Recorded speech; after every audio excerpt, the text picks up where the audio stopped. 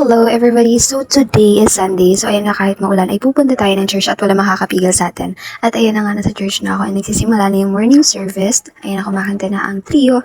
And syempre hindi mawawala ang choir. So ayan po ang choir namin.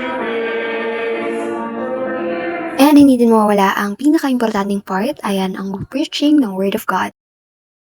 But how faithful you've been with it. And meron pa nga palang Sunday school kung saan lahat kami dyan ay puro kami ladies. At pagkatapos naman yan, maghahatid na kami ni Kai. Ayan, sinamahan ko siya. At nakabalik na kami that time. At ready na ako para makapagpahinga. So dyan lang sa time na yun talaga ako bumabawi at nakakapagpahinga dahil nakagabi ay napuyat ang babaeng ito kaka-review. Dahil malapit na naman ang midterm, di ba? Nakaka-relate talaga sa akin ng mga college student dyan. Kaya nga, kayo, sipagin nyo talaga sa pag-aaral nyo. Kahit na anong mangyari laban lang sa buhay, di ba? Hindi tayo sumuko. Charis. So, ayun na nga, that time na guys, na ako ng buhok ko.